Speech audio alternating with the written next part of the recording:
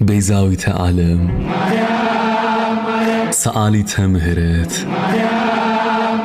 መዝገበ ብርሃን የበላይ ሰብ እመቤት አቁራሪተ መዓት ወለተ ዳዊት ዕፀ ሕይወት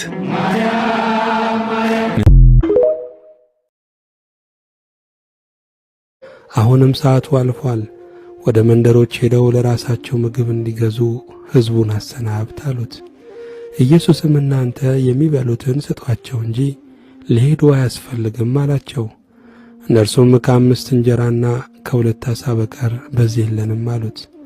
እርሱም እነዚያን ወደዚህ አምጡልኝ አላቸው።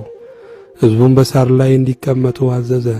5ቱንም እንጀራና 2ቱን ዓሣ ይዞ ወደ ሰማይ አሻቅቦ አየና ባረከ።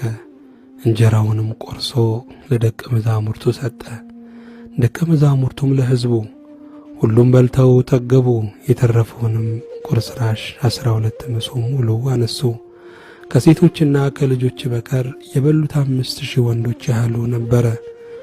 ወዲያውም ሕዝቡን ሲያሰናብት ሳለ ደቀ መዛሙርቱ በታንኳይቱ ገብተው ወደ ማዶ እንዲቀድሙት ግድ አላቸው። ሕዝብንም አሰናብቶ ይጸልይ ዘንድ ብቻውን ወደ ተራራ ወጣ። በመሸ ጊዜ ብቻውን በዚያ ነበረ። ታንኳይቱም አሁን በባህር መካከል ሳለች ነፋስ ከወደፊት ነበረና በማዕበል ትጨነቅ ነበር። ከሌሊቱም በ4ኛው ክፍል ኢየሱስ በባህር ላይ እየሄደ ወደ እነርሱ መጣ።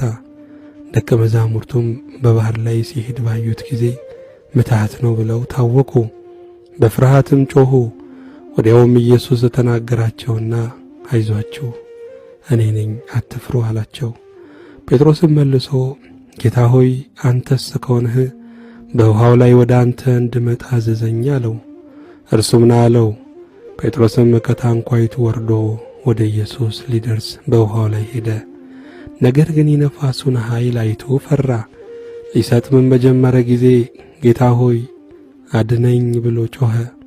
ወዲያውም ኢየሱስ እጁን ዘርግቶ ያዘውና አንተ እምነት የጎደለ ስለምን ተጠራጠርህ አለው። ወደ ታንኳይቱም በወጡ ጊዜ ነፋሱ ተወ። በታንኳይቱም የነበሩት በእውነት የእግዚአብሔር ልጅ ነህ ብለው ሰገዱለት። ተሻግረውም ወደ ጌንሴሬጥ ምድር መጡ። የዚያ ቦታ ሰዎችም ባወቁት ጊዜ በዙሪያው ወዳለ ሀገር ሁሉ ላኩ። ሕመምተኞችንም ሁሉ ወደ እርሱ አመጡ። የልብሱንም ጫፍ ብቻ ሊዳስሱ ይለምኑት ነበር። የዳሰሱትም ሁሉ ዳኑ። ምስጋና ለእግዚአብሔር ይሁን።